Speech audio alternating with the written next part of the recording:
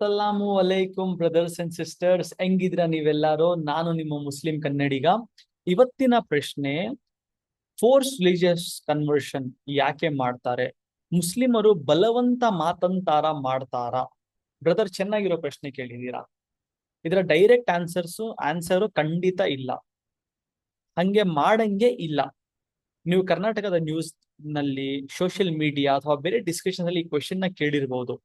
ಆದ್ರೆ ಒಬ್ಬ ಮುಸ್ಲಿಮ್ ಬೇರೆ ಒಬ್ಬ ವ್ಯಕ್ತಿಗೆ ದುಡ್ಡು ಕೊಟ್ಟಿ, ಆಸೆ ತೋರಿಸಿ, ಭಯ ಪಡಿಸಿ ಅಥವಾ ಪ್ರೆಷರ್ ಹಾಕಿ ಧರ್ಮ ಬದಲಾಯಿಸಕ್ಕೆ ಟ್ರೈ ಮಾಡಬಹುದು. ಆದ್ರೆ ಇದು ಇಸ್ಲಾಂ ಅಲ್ಲಿ ಇದನ್ನ ಹೇಳಿಲ್ಲ. ಬಲವಂತದ ಮಾತಂತರಕ್ಕೆ ಇಸ್ಲಾಂ ನಲ್ಲಿ ಅನುಮತಿಯೇ ಇಲ್ಲ. ಇವತ್ತು ನಾವು ಈ ಕ್ವೆಶನ್ಗೆ ಪರ್ಸನಲ್ ಒಪಿನಿಯನ್ ಅಂತ ಆನ್ಸರ್ ಮಾಡಲ್ಲ. ಖುರಾನ್ ಏನ್ ಹೇಳುತ್ತೆ, ಪ್ರಾಫೆಟ್ ಮೊಹಮ್ಮದ್ ಸಲ್ಲಲ್ಲಾಹು ಅಲೈಹಿ ವಸಲ್ಲಂ ಏನ್ ಕಲಿಸಿದ್ದಾರೆ ಅದನ್ನ ನೋಡಿ ಈ ಕ್ವೆಶನ್ ಕ್ಲಿಯರ್ ಆನ್ಸರ್ ನ ಕೊಡ್ತೀನಿ. ಫಸ್ಟ್ ಕ್ವೆಶನ್ ನ ಕ್ಲಿಯರ್ ಆಗಿ ಫ್ರೇಮ್ ಮಾಡೋಣ.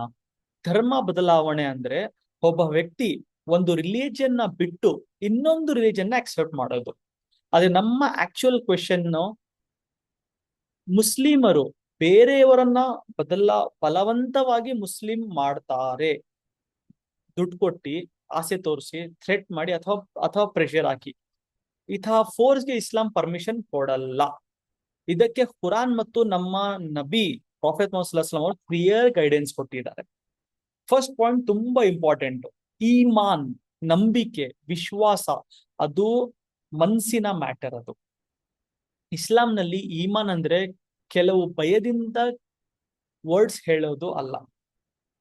ಭಗವಂತನ ನಂಬಿಕೆ, ತೌಹೀದ್ ಅಂದ್ರೆ ಏಕ ದೇವತ್ವ, ಅಂದ್ರೆ ಅಲ್ಲಾ ಒಬ್ಬನೇ ಪೂಜೆ ಪ್ರಾರ್ಥನೆಗೆ ಅರ್ಹ ಅಂತ ಅಕ್ಸೆಪ್ಟ್ ಮಾಡೋದು, ಮತ್ತು ಹಾರ್ಟ್ ನಲ್ಲಿ ಈಮಾನ್ ಇರುವುದು ಮುಖ್ಯ. ಈಗ ಒಬ್ಬ ವ್ಯಕ್ತಿ ಭಯಪಡಿಸಿ ನೀನ್ ಮುಸ್ಲಿಂ ಆಗುವಂತ ಆಗ್ಲೇಬೇಕು ಅಂದ್ರೆ, ನೀವು ಭಯದಿಂದ ಕೆಲವು ವರ್ಡ್ಸ್ ಹೇಳಿದ್ರೆ ಅದು ಜೆನ್ಯೂನ್ ಬಿಲೀಫ್ ನ ಹಾರ್ಟ್ ನಲ್ಲಿ ಕ್ರಿಯೇಟ್ ಮಾಡುತ್ತಾ? ಖಂಡಿತ ಇಲ್ಲ. ಯಾಕಂದ್ರೆ ಬಿಲೀಫ್ ಅಂದ್ರೆ ಮನಸ್ಸಿನ ಕನ್ವಿಕ್ಷನ್ ಮುಖ್ಯ. ಒಬ್ಬ ವ್ಯಕ್ತಿಯ ಹಾರ್ಟ್ ನ ಭಯದಿಂದ ಜೆನ್ಯೂನ್ ಈಮಾನ್ಗೆ ಫೋರ್ಸ್ ಮಾಡಕ್ಕೆ ಸಾಧ್ಯವೇ ಇಲ್ಲ. ಮತ್ತು ಇದಕ್ಕೆ ಖುರಾನ್ ತುಂಬಾ ಇಂಪಾರ್ಟೆಂಟ್ ಪ್ರಿನ್ಸಿಪಲ್ ನ ಕೊಡುತ್ತೆ. ಖುರಾನ್ ಅಲ್ಲಿ ಸೂರೆ ಬಖರಾ ಲೈನ್ 256 ಅಲ್ಲಿ ಲಾ ಇಕ್ರಾ ಫಿದ್ದೀನ್ ಅಂತ ಬಂದಿದೆ. ಅಂದ್ರೆ ಧರ್ಮದಲ್ಲಿ ಯಾವುದೇ ಬಲವಂತವಿಲ್ಲ. ಈಗ ಕ್ವೆಶನ್, ಯಾಕೆ ಲೈನ್ ಮುಂದೆ ಹೇಳುತ್ತೆ the right course has become clear from the wrong, ಅಂದ್ರೆ ನಿಜ ಕೆಟ್ಟದಿಂದ ಕ್ಲಿಯರ್ ಆಗಿದೆ, ನಿಜ ಸುಳ್ಳಿಂದ ಕ್ಲಿಯರ್ ಆಗಿದೆ, ಟ್ರುತ್ ಮತ್ತು ಫಾಲ್ಸ್ಹುಡ್ ಕ್ಲಿಯರ್ ಆಗಿದೆ ಅಂತ. ಇಸ್ಲಾಂನ ಅಕ್ಸೆಪ್ಟ್ ಮಾಡೋದು ಬಿಲೀಫ್ ಮತ್ತು ಕನ್ವಿಕ್ಷನ್ ಇಂದ ಇರಬೇಕು. ಫೋರ್ಸ್ ಮಾಡಿ ರಿಲಿಜನ್ ಇಂಪೋಸ್ ಮಾಡೋದು ಈ ಖುರಾನಿಕ್ ಪ್ರಿನ್ಸಿಪಲ್ಗೆ ಆಪೋಸಿಟ್. ಖುರಾನ್ ಆಪೋಸಿಟ್ ಹೇಳ್ತಾ ಇದೆ. ಸೊ ಈ ಲೈನ್ ನಮ್ಗೆ ಒಂದು ಕ್ಲಿಯರ್ ಪ್ರಿನ್ಸಿಪಲ್ ಕೊಡುತ್ತೆ. ಇಸ್ಲಾಂ ನಮ್ಮ ಮೆಸೇಜ್ ಎಕ್ಸ್ಪ್ಲೇನ್ ಮಾಡಬೇಕು ಅಂತ ಹೇಳಬಹುದು, ಆದ್ರೆ ರಿಲಿಜಿಯನ್ ನ ಫೋರ್ಸ್ ಮಾಡೋದು ಖಂಡಿತ ಖುರಾನ್ ಹೇಳೋದೇ ಇಲ್ಲ. ಇನ್ನು ಖುರಾನ್ ಅಲ್ಲಿ ಇನ್ನೊಂದು ಪವರ್ಫುಲ್ ಲೈನ್ ನೋಡೋಣ. ಸೂರೆ ಯೂನುಸ್ ಅಲ್ಲಿ ಆಯತ್ 99 ಅಲ್ಲಿ, ಭಗವಂತ ಇಷ್ಟಪಟ್ಟಿದ್ರೆ ಭೂಮಿಲಿರುವ ಎಲ್ಲಾ ಜನರು ಮುಸ್ಲಿಂ ಆಗ್ಬೋದಾಗಿತ್ತು. ಆದ್ರೆ ಭಗವಂತ ಪ್ರೊಫೆಟ್ ಅವರಿಗೆ ಹೇಳ್ತಾರೆ, ನೀವು ಜನರನ್ನು ಫೋರ್ಸ್ ಮಾಡಬೇಡಿ. ಇಲ್ಲಿ ಇಂಪಾರ್ಟೆಂಟ್ ಪಾಯಿಂಟ್ ಏನು, ಭಗವಂತನ ಮನ್ಸಲ್ಲಿ ಹಾಕೋದು, ನಮ್ಮ ಮನ್ಸಲ್ಲಿ ಅದನ್ನ ಹಾಕೋದು ಈಮಾನ್ನ ಭಗವಂತನ ಕೈಯಲ್ಲಿದೆ. ಸೊ ಪ್ರಾಫೆಟ್ ಮೊಹಮ್ಮದ್ ಸಲ್ಲಲ್ಲಾಹು ಅಲೈಹಿ ವಸಲ್ಲಂ ಡ್ಯೂಟಿ ಏನ್ ಹೇಳಿದ್ರು ಭಗವಂತ ಅಂದ್ರೆ, ನೀವು ಅವ್ರಿಗೆ ಬರೀ ಹೇಳಿ, ಇನ್ವೈಟ್ ಮಾಡಿ, ಕನ್ವೆ ಮಾಡಿ, ಆದ್ರೆ ಅವ್ರ ಮನ್ಸಲ್ಲಿ ಹಾಕೋದು ನನ್ ಕೈಯಲ್ಲಿ ಇರೋದು, ನೀವ್ ಫೋರ್ಸ್ ಮಾಡಿದ್ರು ಅದು ಬರಲ್ಲ ಅಂತ. ಸೊ ಇನ್ವಿಟೇಷನ್ ಮತ್ತು ಫೋರ್ಸ್ ಒಂದೇ ಅಲ್ಲ. ಈಗ ಒಬ್ರು ಕೇಳ್ಬಹುದು, ಫೋರ್ಸ್ ಮಾಡಬಾರ್ದು ಅಂದ್ರೆ ಮುಸ್ಲಿಮರು ಇಸ್ಲಾಂ ಬಗ್ಗೆ ಬೇರೆಯವರಿಗೆ ಯಾಕೆ ಹೇಳ್ಬೇಕು? I agree. ಇಸ್ಲಾಂ ಇನ್ವಿಟೇಷನ್ ನ ಕೊಡುತ್ತೆ. ದಾವಾ ಅಂದ್ರೆ ಇಸ್ಲಾಂನ ಮೆಸೇಜ್ ನ ಬೇರೆಯವರಿಗೆ ತಿಳಿಸೋದು, ನಿಜದ ಕಡೆಗೆ ಇನ್ವೈಟ್ ಮಾಡೋದು. ನೀವು ಸೂರೆ ಅನ್-ನಹಲ್ ಆಯತ್ 125 ಲೈನ್ 125 ಹೇಳುತ್ತಾರೆ ಭಗವಂತ, invite to the way of lord with wisdom, good instructions and argue with them in the best manners. ಅಂದ್ರೆ ವಿಸ್ಡಮ್ ಜೊತೆಗೆ ಹೇಳು, ಜ್ಞಾನ ಜೊತೆಗೆ ಹೇಳು, ಒಳ್ಳೆಯ ಉಪದೇಶ ಜೊತೆಗೆ ಹೇಳು, ಡಿಸ್ಕಷನ್ ಮಾಡಿದ್ರೆ ಕೂಡ ಬೆಸ್ಟ್ ಮ್ಯಾನರ್ ಅಲ್ಲಿ ಮಾಡು. ಸೊ ಡಿಫರೆನ್ಸ್ ತುಂಬಾ ಸಿಂಪಲ್. ಇನ್ವಿಟೇಷನ್ ಕೊಡಬಹುದು, ಆದ್ರೆ ಫೋರ್ಸ್ ಇಲ್ಲ. ಇಸ್ಲಾಂ ಇನ್ವಿಟೇಷನ್ ಕರೆಯುತ್ತೆ, ಆದ್ರೆ ಧರ್ಮ ಬದಲಾಯಿಸಿ ಫೋರ್ಸು, ಪ್ರೆಷರ್ ಅಥವಾ ಭಯ ಯೂಸ್ ಮಾಡೋದು ಇಸ್ಲಾಂನ ಇನ್ವಿಟೇಷನ್ ಇಸ್ಲಾಂನ ಮೆಥಡ್ ಅಲ್ವೇ ಅಲ್ಲ ಇದು. ಈಗ ಪ್ರಾಕ್ಟಿಕಲ್ ಕ್ವೆಶನ್ಗೆ ಬರೋಣ. ದುಡ್ಡು ಕೊಟ್ಟು ಕನ್ವರ್ಟ್ ಮಾಡ್ತಾರೆ, ಮ್ಯಾರೇಜ್ ಪ್ರೆಷರ್ ಹಾಕ್ತಾರೆ, ಥ್ರೆಟ್ ಹಾಕಿ ಕನ್ವರ್ಟ್ ಮಾಡ್ತಾರೆ, ಭಯಪಡಿಸಿ ಕನ್ವರ್ಟ್ ಮಾಡ್ತಾರೆ. ಇದು ಫೋರ್ಸ್ ನ ಇಸ್ಲಾಂನ ಇನ್ವೈಟ್ ಮೆಥಡ್ ಅಂತ ಹೇಳಕ್ಕೆ ಕುರಾನ್ ಮತ್ತು ಪ್ರಾಫೆಟ್ ಕಲ್ಸ್ಲೇ ಇಲ್ಲ ನಮ್ಗೆ.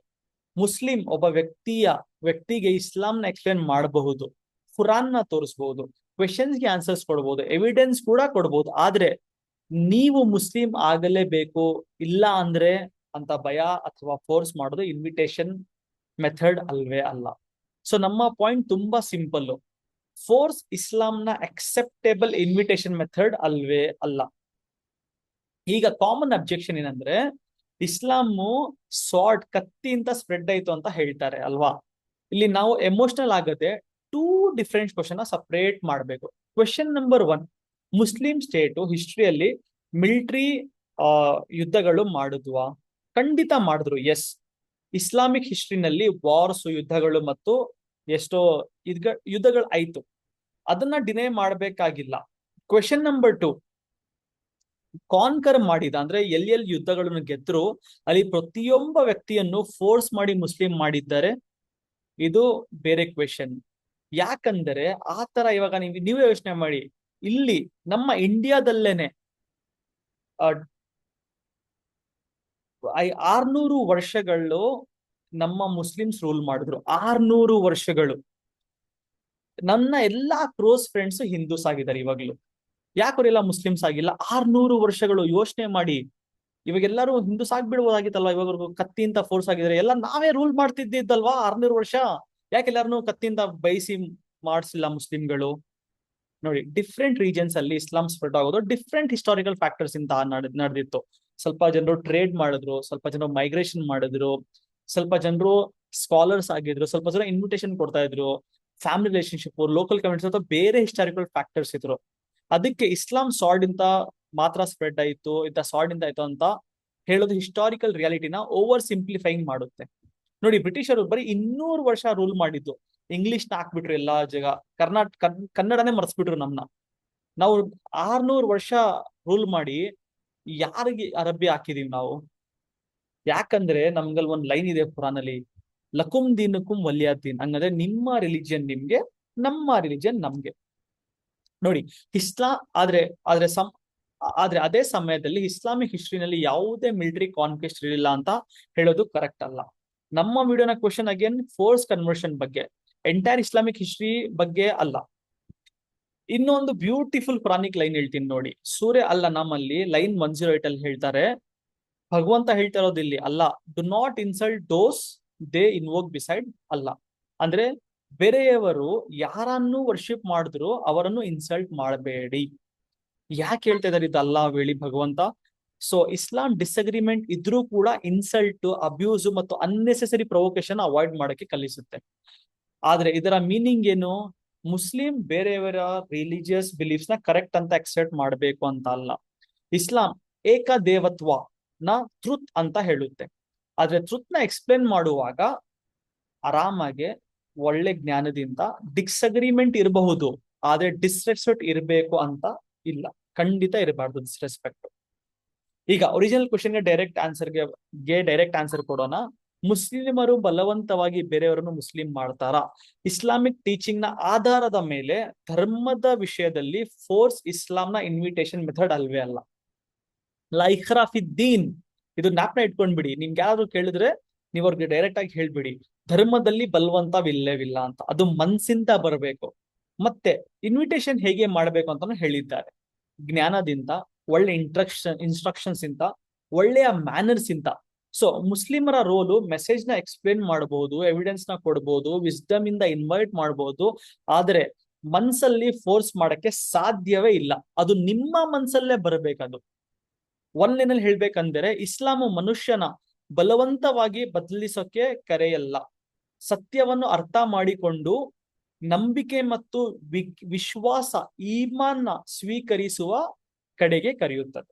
ಸೊ ಇಸ್ಲಾಂ ಅಲ್ಲಿ ಇನ್ವಿಟೇಷನ್ ಇದೆ, ಫೋರ್ಸ್ ಇಲ್ಲ. ಹೋಪ್ ನಾನು ನಿಮ್ಮ ಕ್ವಶನ್ ಆನ್ಸರ್ ಮಾಡಿದ್ದೀನಿ. ನಿಮ್ಮ ಅಭಿಪ್ರಾಯ ಡೆಫಿನೆಟ್ ಅಲ್ಲಿ ಕಮೆಂಟ್ಸ್ ಅಲ್ಲಿ ಹೇಳಿ. ನಿಮ್ಗೆ ಈ ತರ ಏನಾದ್ರು ಕ್ವಶನ್ಸ್ ಇದ್ರೆ ಕೇಳಿ, ನಾನು ಅದನ್ನ ಕನ್ನಡದಲ್ಲಿ ಆನ್ಸರ್ ಮಾಡಿ ಟ್ರೈ ಮಾಡ್ತೀನಿ. ನಿಮ್ಮ ಮುಸ್ಲಿಂ ಕನ್ನಡಿಗ. ಜೈ ಹಿಂದ್, ಜೈ ಕರ್ನಾಟಕ.